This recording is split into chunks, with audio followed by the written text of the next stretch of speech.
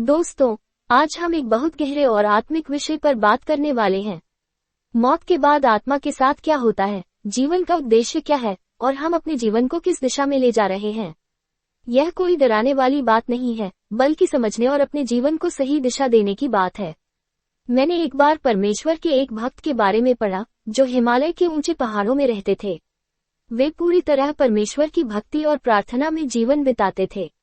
दुनिया की भीड़ भाड़, शोर और लालच से दूर उनका जीवन शांति और आत्मिक खोज में बीतता था। एक दिन वे गहरी प्रार्थना में थे, तभी उनके सामने एक आत्मा प्रकट हुई। वह आत्मा बहुत दुखी थी, बेचैन थी। वह न स्वर्ग में जा पा रही थी, न नरक में। वह बस भटक रही थी। उस आत्मा ने बताया कि उसने अपने जीवन को समय से पहले खत्म कर दिया था। कई लोगों का विश्वास है कि जब इंसान अपने जीवन को खुद समाप्त करता है, तो उसकी आत्मा को बहुत बेचैनी झेलनी पड़ती है, क्योंकि जीवन परमेश्वर का दिया हुआ उपहार है और उसे खत्म करने का अधिकार केवल उसी के पास है।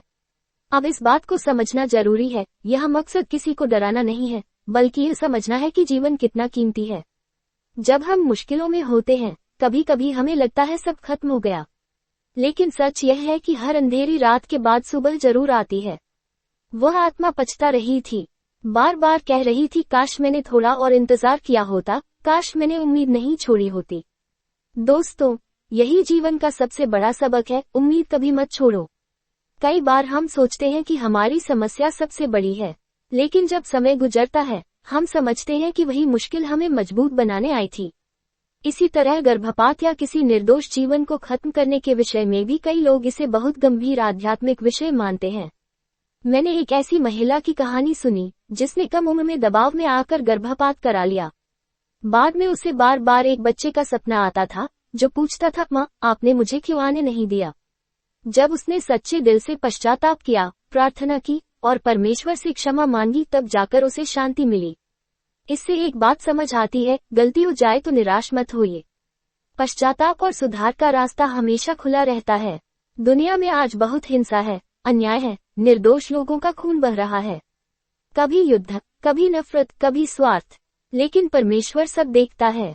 उसका न्याय देर से हो सकता है, लेकिन अंधेर नहीं होता। अब उस संत की कहानी पर वापस आते हैं।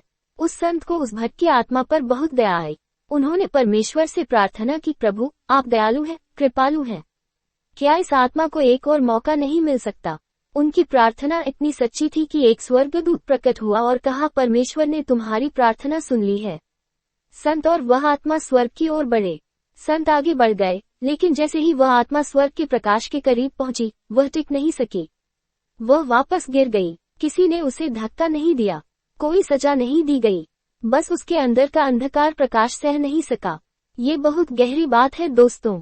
स्वर्ग या नरक केवल जगह नहीं है, वे हमारी आत्मा की स्थिति भी हैं।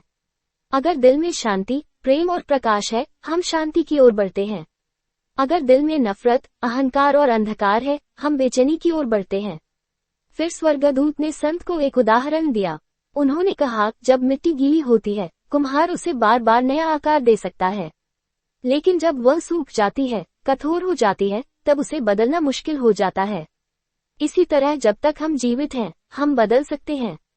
हम अपनी आदतें सुधार सकते हैं, गलतियों से सीख सकते हैं, परमेश्वर के करीब आ सकते हैं। लेकिन जीवन समाप्त होने के बाद अवसर खत्म हो जाता है। इसलिए आज, अभी, इसी पल अपने जीवन को सही दिशा देना जरूरी है।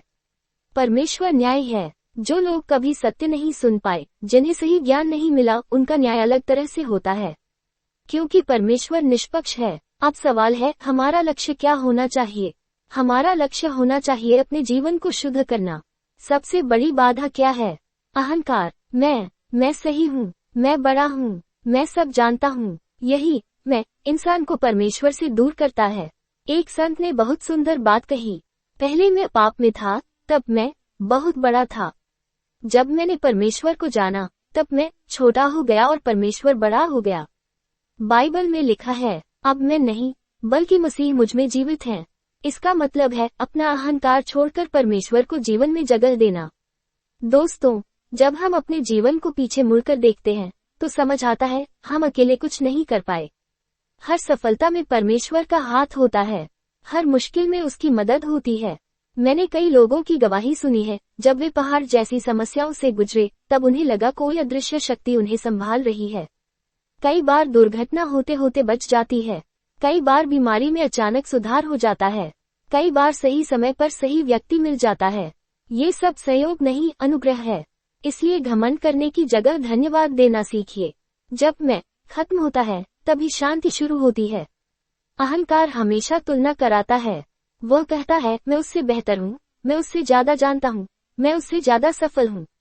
लेकिन परमेश्वर का मार्ग विनम्रता का मार्ग है। विनम्र व्यक्ति हमेशा सीखता रहता है। वह धन्यवाद देता है, वह दूसरों को ऊपर उठाता है, और अंत में वही व्यक्ति सच्ची शांति पाता है। दोस्तों, जीवन बहुत छोटा है। हम यहाँ हमेशा रहने नहीं आए हैं। एक दिन सबको जाना है, लेकिन सवाल यह नहीं कि कब जाना है, सवाल यह है कैसे जीना है। क्या हम प्रेम से जी रहे हैं? क्या हम दूसरों की मदद कर रहे हैं? क्या हम अपने अंदर के अहंकार को कम कर रहे हैं? क्या हम परमेश्वर के करीब जा रहे हैं? अगर हाँ, तो हम सही रास्ते पर हैं। अगर नहीं, तो आज से शुरुआत कीजिए। परमेश्वर दूर नहीं है, वह आपके दिल के बहुत करीब है। बस एक सच्ची प्रार्थना, एक सच्चा कदम, एक सच्चा बदलाव, और जीवन बदल सकता है। तो आज यही संकल्प लें, मैं अपने अहंकार को छोड़ूंगा, मैं प्रेम से जीऊंगा, मैं उम्मीद नहीं छोड़ूंगा, मैं परमेश्वर पर भरोसा रखूंगा, क्योंकि अंत में वही सबसे बड़ी सच्चाई है। हम नहीं, वह है। और जब वह हमारे जीवन में होता है, तब डर नहीं रहता, बेचैनी नहीं रहती, केवल शांति रहती है। धन्यवाद।